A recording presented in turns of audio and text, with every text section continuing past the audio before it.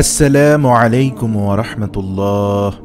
সুপ্রিয় আলোর পথের দর্শক মণ্ডলী, আশা করি মহান আল্লাহ রব্বুল আলামিনের অশেষ মেহেরবানি ও দয়ায় আপনারা সবাই ভালো আছেন। প্রিয় দর্শক, পিঁপড়ে অতি ক্ষুদ্র একটি প্রাণী, অথচ ডাইনোসরের যুগ থেকে বর্তমান পৃথিবীতে সক্রিয়ভাবে প্রতিনিয়ত এই ক্ষুদ্র প্রাণী কাজ করে চলছে। বিজ্ঞানীরা ধারণা করেন যে হযরত আদম আলাইহিসসালাম পৃথিবীতে আসারও অন্তত কয়েক কোটি বছর আগ থেকেই পৃথিবীতে পিঁপড়া ছিল। এই পিঁপড়ে মানুষের জীবনের আগাম ভবিষ্যতের বার্তা বহন করে। এমনকি বাড়িতে যেই পিঁপড়ের সারি দেখতে পাওয়া যায় তার মধ্যেও লুকিয়ে রয়েছে অনেক অজানা তথ্য, যার দ্বারা আমরা অনেক সময় বন্যা, জলোচ্ছ্বাস, ভূমিকম্প অনেক কিছুই টের পেতে পারি। হ্যাঁ, এমনটাই তথ্য উঠে এসেছে বর্তমান জ্ঞান বিজ্ঞানের গবেষণার ফলে। আজ এই ভিডিওর মাধ্যমে আপনাদের সাথে আলোচনা করব যে পিঁপড়ে মানব জীবনে কতটা গুরুত্বপূর্ণ ভূমিকা পালন করে, পবিত্র কোরআনে পিঁপড়ে সম্পর্কে আল্লাহ রাব্বুল আলামিন কি বলেছেন, এবং বাড়িতে পিঁপড়ের সারি দেখলে বা পিঁপড়ের আচরণ লক্ষ্য করলে প্রাকৃতিক দুর্যোগের ব্যাপারে বাড়তি কি সুযোগ সুবিধা বা তথ্য পাওয়া যায়, জ্ঞান বিজ্ঞান এবং কোরআন কি বলে। সর্বোপরি এই অতি ক্ষুদ্র প্রাণী থেকে আমরা প্রকৃতপক্ষে কোনো শিক্ষা লাভ করতে পারি কি, যার মাধ্যমে আমরা আমাদের ভবিষ্যতের পথকে আরো সুগম করতে সক্ষম হব। চলুন বিস্তারিত আলোচনায় প্রবেশ করা যাক। সবার প্রথমে আমরা জেনে নিই যে অতি ক্ষুদ্র প্রাণী সম্পর্কে অজানা কিছু তথ্য। জানেন কি, পিঁপড়ের কোনো কান নেই। পিঁপড়ের হাঁটু এবং পায়ের মধ্যে রয়েছে বিশেষ এক ধরনের ফেন্সিং ভাইব্রেশন, যার মাধ্যমে পিঁপড়ে আশপাশের পরিস্থিতি অনুধাবন করতে পারে।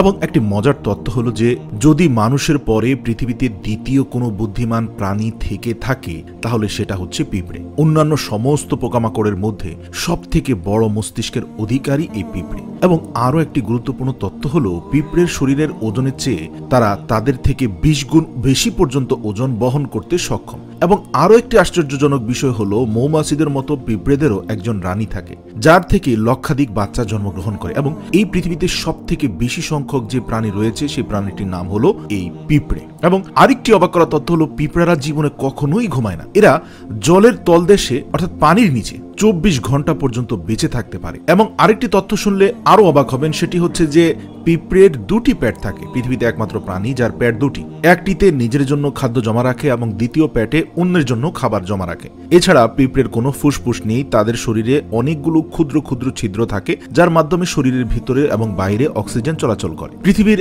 আদিমতম অতি ক্ষুদ্র এই প্রাণীটি থেকে আমাদের অনেক কিছু শেখার আছে।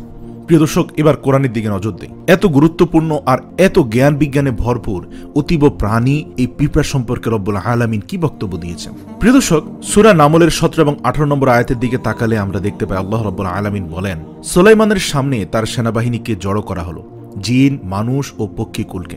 অতঃপর তাদেরকে ভিন্ন ভিন্ন কাজের জন্য বিভক্ত করা হলো। যখন তারা পিপিলিকা বা পিঁপড়া অধ্যুষিত উপত্যকায় পৌঁছলো, তখন এক পিপিলিকা বলল, হে পিপিলিকার দল, তোমরা তোমাদের ঘরে প্রবেশ করো, অন্যথায় সুলাইমান ও তার বাহিনী অজ্ঞাতসারে তোমাদেরকে পিষ্ট করে ফেলবে। সূরা আন-নামল আয়াত 17 থেকে 18। আল্লাহু আকবার। পূর্বে কেউ হয়তো কোরআনের প্রতি এই বলে বিদ্রুপ করে থাকতে পারে যে কোরআন পৌরাণিক কাহিনী, গল্প বই, যাতে পিঁপড়ার নিজেদের মধ্যে কথোপকথন এবং উন্নত বার্তা বিনিময়ের বিষয় বর্ণনা আছে, এমনটি বলতে পারে। কিন্তু প্রিয় দর্শক, আপনাদের জানার উদ্দেশ্যে বলি, অতি সম্প্রতি গবেষণার মাধ্যমে পিঁপড়ার জীবন পদ্ধতি সম্পর্কে এমন সব প্রকৃত ও বাস্তবসম্মত তথ্য উদ্ঘাটন হয়েছে যা আগে মানুষ অবগত ছিল না। গবেষণায় বলা হয়েছে, মানুষের জীবনের সাথে যে সকল প্রাণী ও কীটপতঙ্গের অধিকতর সাদৃশ্য রয়েছে সেটা হলো পিঁপড়ে।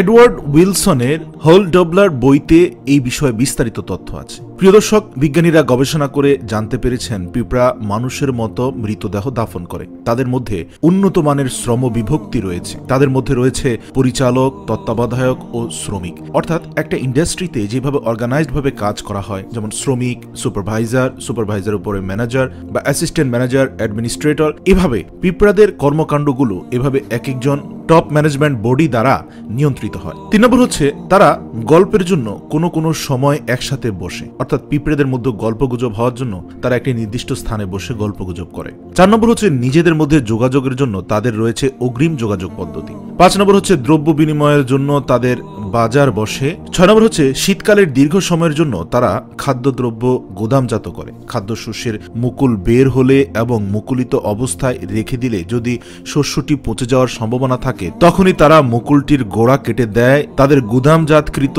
শস্যদানা যদি বৃষ্টির কারণে ভিজে যায় তখন তারা এটাকে রোদে নিয়ে শুকায় এবং শুকানোর পর পুনরায় ভিতরে নিয়ে আসে। অর্থাৎ প্রতিনিয়ত তাদের কন্ট্রোলার টিম আছে যে টিমটি খাদ্য মান নিয়ন্ত্রণ করে এবং প্রতিনিয়ত তাদের মজুতকৃত খাদ্যগুলো ঠিক আছে কিনা বা কি প্রয়োজন, এখন কি খাবারটা শুকানোর প্রয়োজন বা এটার শস্যের বিশেষ কোনো পরিবর্ধন প্রয়োজন, এবং সেই টিমের সিদ্ধান্ত অনুযায়ী তারা খাদ্য উপযোগী সেই সিদ্ধান্তগুলো গ্রহণ করে। মনে হয় তারা এটা জানে যে আর্দ্রতার কারণে শস্যদানার মুকুল বের হতে পারে, ফলে শস্যদানাটি পচে যেতে পারে, তাই আগে থেকে তারা এটাকে রোদে শুকিয়ে নেয়। কোরআনের আয়াতগুলো ভাষাতত্ত্ববিদদের জন্য তথ্যের খনি। আল্লাহ খুব সাধারণ দেখতে কিছু আয়াতে সাধারণ কিছু গল্প বা কথোপকথনের মধ্য দিয়েই অসাধারণ সব তথ্যের প্রকাশ করে দিয়েছেন রব্বুল আলামিন। যেমন এই আয়াতের দিকে লক্ষ্য করুন, যেখানে আল্লাহ আমাদেরকে একটি স্ত্রী পিপড়িকার একটি মাত্র কথার মধ্য দিয়ে পিঁপড়াদের সম্পর্কে কত ধরনের তথ্য দিয়েছেন। আল্লাহ বলেন, আর যখন তারা পিঁপড়াদের উপত্যকায় পৌঁছেছিল একটি স্ত্রী পিঁপড়া বলেছিল, হে পিঁপড়ারা, তোমাদের ঘরগুলোতে প্রবেশ করো, যাতে করে সুলাইমান এবং তার বাহিনী তোমাদেরকে না বুঝে পিষিয়ে না ফেলে। প্রিয় দর্শক, আপনার কাছে মনে হবে এ তো ছোটদের কোনো গল্পের বইয়ের লাইন মনে হচ্ছে, পিঁপড়া আবার কথা বলে নাকি? এখানে পিঁপড়াদের সম্পর্কে আল্লাহ নতুন কি বা জানালেন? আমাদেরকে সেটা আল্লাহ জানিয়েছেন যেটা আমরা জানি না। লক্ষ্য করুন, এই আয়াতে আল্লাহ আমাদেরকে পিঁপড়াদের সম্পর্কে কতগুলো তথ্য দিয়েছেন। এক, পিঁপড়েটি স্ত্রী পিঁপড়ে এবং সেই কথা বলছিল, স্ত্রী পিঁপড়ে বলছিল। আল্লাহ তাআলা উল্লেখ করে দিয়েছেন এটি স্ত্রী পিঁপড়ে ছিল। পিঁপড়া এখানে স্ত্রীলিঙ্গ পুরুষলিঙ্গ নয়। বাসার বাইরে স্ত্রী পিঁপড়া থাকে, পুরুষ পিঁপড়া নয়। আমরা এখন জানি স্ত্রী পিঁপড়া, কর্মী পিঁপড়া, পুরুষ শুধু প্রজননের জন্য কাজ করে। প্রিয় দর্শক, এই তথ্যটি ন্যাশনাল জিওগ্রাফিকের 165 নম্বর ভলিউমের 777 নম্বর পেজে রয়েছে যে শুধুমাত্র স্ত্রী পিঁপড়ারাই কাজ করে, পুরুষ পিঁপড়ারা শুধু প্রজননের জন্য বেঁচে থাকে। হে পিঁপড়ারা, এই বাক্যটি বহুবচন, যার অর্থ একটি স্ত্রী পিঁপড়া একসাথে অন্য একাধিক পিঁপড়েকে নির্দেশ দিতে পারছে। পিঁপড়ারা মূলত ফেরোমন নামক একটি রাসায়নিক পদার্থের প্রতি সংবেদনশীল এবং এর দ্বারা তারা একে অন্যের সাথে যোগাযোগ করে। এছাড়াও কিছু প্রজাতির পিঁপড়ারা নিয়ার ফিল্ড শব্দ তৈরি করে আশপাশে পিঁপড়াদের সাথে যোগাযোগ করে। এভাবে একটি পিঁপড়া একই সাথে একাধিক পিঁপড়াকে সংকেত দিতে পারে। এই আয়াতে আল্লাহ বলেছিল শব্দটি ব্যবহার করেছেন। একই শব্দ মানুষের কথা বলার বেলায়ও ব্যবহার করা হয়, যার অর্থ মানুষ যেমন শব্দ দিয়ে কথা বলে সেরকম পিঁপড়াও শব্দ ব্যবহার করে যোগাযোগ করে। এটি আল্লাহ 1400 বছর আগে কোরআনেই বলে দিয়েছেন। বিজ্ঞানীরা মাত্র কয়েক বছর আগে আবিষ্কার করেছেন। কয়েক বছর আগেও বিজ্ঞানীরা মনে করতেন পিঁপড়া কোনো শব্দ করতে পারে না এবং তাদের শব্দ শোনার ক্ষমতা নেই। দেখুন কথাটা কি, তোমাদের ঘরগুলোতে প্রবেশ করো। পিঁপড়াদের একাধিক ঘর রয়েছে। একটি পিঁপড়ার বাসা অনেকগুলো সংযুক্ত ঘর, এবং আল্লাহ বলছেন তোমাদের ঘরগুলোতে প্রবেশ করো, এমনটাই স্ত্রী পিঁপড়া বলছে। বর্তমান বিজ্ঞান গবেষণা করে দেখেছে কথাটি 100% সত্য, কারণ পিঁপড়ার এক বাসায় বসবাস করে না, তাদের একাধিক বাসা রয়েছে এবং কতগুলো গুদাম রয়েছে যেখানে খাদ্য সংরক্ষণ হয়ে থাকে, এবং সেখানে আবার প্রহরীও রয়েছে। স্ত্রী পিঁপড়া জানে পিঁপড়ার যদি বাসায় ঢুকে পড়ে তাহলে তাদের কোনো ক্ষতি হবে না, তার উপর দিয়ে সুলাইমান আলাইহিস সালাম হেঁটে চলে যাবেন, কিন্তু কোনো পিঁপড়া পিষে যাবে না, তাহলে তাদের কোনো ক্ষতি হবে না। পিঁপড়ার বাসা আর্কিটেক্টের জন্য এক বিস্ময়কর সিভিল ইঞ্জিনিয়ারিং এর নিদর্শন, অসাধারণ নিদর্শন, যা বর্তমান বিজ্ঞান বলছে। প্রিয় দর্শক, পরের আয়াতে আল্লাহ কি বলছেন দেখুন। আল্লাহ বলছেন, যাতে করে সুলাইমান, স্ত্রী পিঁপড়াটি নবী সুলাইমানকে চিনতে পেরেছিল, যার অর্থ স্ত্রী পিঁপড়া অনেক মানুষের মধ্যে কোনো একজনকে চিনতে পারে। মানুষের শরীর থেকেও ফেরোমন নিঃসৃত হয়। ধারণা করা হয় স্ত্রী পিঁপড়া হয়তো নবী সুলাইমানের গা থেকে বের হওয়া ফেরোমন সিগন্যালটি বুঝতে পেরেছিলেন, যেভাবে কুকুর প্রতিটি মানুষকে চিনতে পারে গন্ধ শুকে। এছাড়াও এখানে লক্ষণীয় যে স্ত্রী পিঁপড়ার আগাম বিপদ অনুধাবন করে সংকেত দিতে পারে, অর্থাৎ তাদের এতটুকু বুদ্ধিমত্তা আছে যে তারা বিপদ আগে থেকে আঁচ করতে পারে, এবং পিঁপড়ার আগে থেকে জানে একটা বাহিনীতে কতজন মানুষ আসছে। যেমন কোরআনের আয়াতে আল্লাহ তাআলা বলেছেন এবং তার বাহিনী, আল্লাহ তাআলা বলেছেন যে সুলাইমানের বাহিনী, এটাই স্ত্রী পিঁপড়াটি বলছিল। তার মানে পিঁপড়া বুঝতে পেরেছিল যে একটি বাহিনী আসছে। পিঁপড়ারা তাদের পা দিয়ে মাটিতে কম্পন অনুভব করতে পারে। এ কারণে কতজন লোক আসছে, বাহিনীতে কতজন ব্যক্তি আছে, কে আছে, পিঁপড়াটি আগে থেকেই জেনে গিয়েছিল। তার মানে হচ্ছে বাহিনীটি মাটিতে ব্যাপক কম্পন সৃষ্টি করে আসছিল। তাই স্ত্রী পিঁপড়াটি আগে থেকে বলে দিয়েছে তোমাদেরকে না বুঝে পিষে না ফেলে তার আগেই তোমরা গর্তে প্রবেশ করো।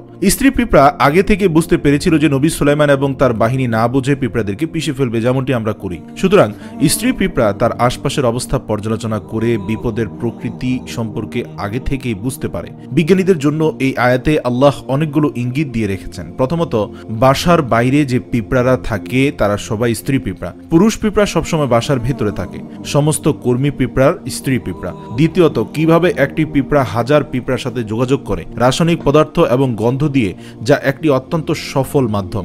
নির্ভরযোগ্যভাবে তথ্য সম্প্রচার করার জন্য তারা এটি করে। তৃতীয়ত, কিভাবে হাজার হাজার পিঁপড়া সংকেত পেয়ে মুহূর্তের মধ্যে বাসায় ঢুকে পড়ে খুব অল্প সংঘর্ষ করে, যা কিনা বিজ্ঞানীদের যানবাহনের ট্রাফিক ব্যবস্থা উন্নততর করে দিয়েছে। বর্তমান ট্রাফিক কন্ট্রোল সিস্টেমটি মূলত বিজ্ঞানীরা তৈরি করেছে পিঁপড়ার কাছ থেকে। চতুর্থত, এককভাবে প্রতিটি পিঁপড়ার বুদ্ধি অল্প, কিন্তু হাজার হাজার পিঁপড়া সম্মিলিতভাবে উচ্চতর বুদ্ধিমত্তার পরিচয় দেয়, যাকে সোয়ার্ম ইন্টেলিজেন্স বলে। পঞ্চমত, পিঁপড়ার কোনো সামাজিক শ্রেণীবিন্যাস নেই, তাদের কোনো দলনেতা নেই। কিভাবে হাজার হাজার পিঁপড়া কোনো দলনেতা, রাজা বা রানী পিঁপড়ার নিয়ন্ত্রণ ছাড়া প্রত্যেকে নিজের নিজের কাজ সুশৃঙ্খলভাবে করে যায়, তা এখনো একটি বিরাট বিষয়, এবং এ নিয়ে গত 20 বছর ধরে গবেষণা চলছে। মানুষ যদি এরকম উন্নততর যান্ত্রিক ব্যবস্থা তৈরি করতে পারে, যার কোনো কেন্দ্রীয় নিয়ন্ত্রণ ব্যবস্থার প্রয়োজন নেই, এবং একটি বিশাল যন্ত্রের প্রতিটি অংশ নিজে থেকে সবসময় সঠিক কাজ করে যাবে, তাহলে ইঞ্জিনিয়ারিং অনেক সমস্যার সমাধান করা যাবে। সম্ভবত এই কারণে আল্লাহ বলেছেন, যিনি তার প্রত্যেকটি সৃষ্টিকে নিখুঁত করেছেন। এটি কোরআনের 23 নম্বর সূরার 7 নম্বর আয়াত। যখনই কোরআনের কোনো আয়াতে কোনো কথোপকথন আসে, তখনই দেখবেন আল্লাহ আমাদেরকে কথোপকথনের শব্দ বাক্যগুলোর মধ্য দিয়ে কমপক্ষে এই তথ্যগুলো দেন: বক্তার সংখ্যা, প্রকৃতি, জ্ঞান, মানসিকতা, শ্রোতার সংখ্যা, প্রকৃতি, জ্ঞান, মানসিকতা, বক্তা এবং শ্রোতার মধ্যে সম্পর্ক, কথোপকথনের আগে কি ঘটে গেছে এবং অনেক সময় তারপরে কি ঘটবে, আশপাশের অবস্থা, প্রেক্ষাপট। প্রিয় দর্শক, এছাড়াও বিকৃত পূর্বের আসমানি কিতাবগুলোতেও পিঁপড়া সম্পর্কে বিভিন্ন তথ্য রয়েছে। যেমন উল্লেখ আছে, যদি তুমি অলস হও তবে তুমি পিঁপড়ার কাছে যাও, তার উপায় বিবেচনা করে জ্ঞানী হও, কারণ এই অতি ক্ষুদ্র প্রাণীটি বহুগুণে গুণান্বিত। পিঁপড়ে আমাদেরকে দলবদ্ধতা শিখায়। পিঁপড়ে সবসময় দলবদ্ধভাবে চলতে পছন্দ করে। পিঁপড়েদের একত্ববোধ খুবই বেশি। খাবার জোগাড় করা থেকে শুরু করে যে কোনো কাজের সময় এরা দলবদ্ধ হয়ে চলাফেরা করে। পিঁপড়ে আমাদের অক্লান্ত পরিশ্রমী হতে শিখায়, এবং তার পাশাপাশি শীতকালে ঠান্ডার জন্য খাবার সংগ্রহ কষ্ট হবে বলে পিঁপড়ারা সারা বছরই খাবার সংগ্রহ করে থাকে। যা থেকে আমাদের প্রধান শিক্ষণীয় বিষয় হলো, যদি আমাদের বিপদের দিনের জন্য আমরা সাধ্যমতো সঞ্চয় করি, তাহলে অনিশ্চিত ভবিষ্যতের জন্য আমাদের খুব একটা চিন্তা করতে হবে না। এবং আপনি জানেন কি যে বিপদ থেকে বাঁচার জন্য পিঁপড়ারা বিপদের কোনো রকম আভাস পেলে মুহূর্তের মধ্যে তারা সেই তথ্য সবার মধ্যে ছড়িয়ে দেয়। যা থেকে প্রধান শিক্ষণীয় বিষয় হলো, জীবনযুদ্ধে জয়ী হবার জন্য শুধুমাত্র নিজের বুদ্ধি দিয়ে চলবেন না, অন্যদের বুদ্ধি এবং পরামর্শ আমাদের অবশ্যই কাজে লাগানো প্রয়োজন। এবং প্রতিটি পিঁপড়ের মধ্যে রয়েছে নেতৃত্ব দেওয়ার প্রবল মেধা, সঠিক সময়ে সঠিক সিদ্ধান্ত, এবং দলের পরস্পরের প্রতি মায়া, মমতা, সহনশীলতা, উদারতা এবং পরোপকারী। তার জন্য পিঁপড়েরা বহু প্রাচীনকাল থেকে টিকে রয়েছে। এই পৃথিবীতে মানুষ আসারও পূর্ব থেকে বহু প্রাচীনকালে যে সমস্ত প্রাণী তাদের অস্তিত্ব বিলীন হয়ে গেছে, কিন্তু পিঁপড়েরা এখন পর্যন্ত টিকে আছে কোটি কোটি বছর ধরে। আর পিঁপড়েদের সবচেয়ে বড় বৈশিষ্ট্য হলো শৃঙ্খলাবোধ। এই বিষয়টি ভালো করে লক্ষ্য করলে বোঝা যায় যে তারা সবসময় শৃঙ্খলা মেনটেন করে লাইনবদ্ধভাবে চলাফেরা করে। মেঝে, রাস্তাঘাট, মাঠ, যেখানেই চলাফেরা করে বা খাবার সন্ধান করে, তারা সবসময় শৃঙ্খলা ও দলবদ্ধভাবে চলাফেরা করে, যা তাদের ঐক্যবদ্ধ হতে সহায়তা করে। আর মানুষের এই বিষয়টি কিন্তু পিঁপড়েদের কাছ থেকে শেখা প্রয়োজন। মানুষের জীবনের ভালো বা খারাপ যাই কিছু ঘটুক না কেন, প্রতিটি ক্ষেত্রে আমাদের পিঁপড়ে থেকে শেখার মতো অনেক কিছু রয়েছে। এর জন্যই হয়তো রব্বুল আলামিন শুধু পিঁপড়ে নিয়ে বেশ কয়েকটি আয়াত পবিত্র কোরআনে উদ্ধৃত করেছেন। প্রিয় দর্শক, রিপোর্টের শেষ একটি অনুরোধ করব, এখনই কোরআন নিয়ে বসুন, কিছু আয়াত পড়ে দেখুন, যেখানে আল্লাহ কিছু কথোপকথন করেছেন। আয়াতগুলো সম্পর্কে আপনার ধারণা এবং আয়াতগুলো নিয়ে গবেষণা করুন। নিঃসন্দেহে আল্লাহ রাব্বুল আলামিন পবিত্র কোরআনেই বলেছেন, আমার সৃষ্টি জগতে ছড়িয়ে রয়েছে অনেক নিদর্শন এবং জ্ঞান, অন্তর্দৃষ্টি সম্পন্ন ব্যক্তিরাই তা দেখতে পারে। সুবহানাল্লাহ।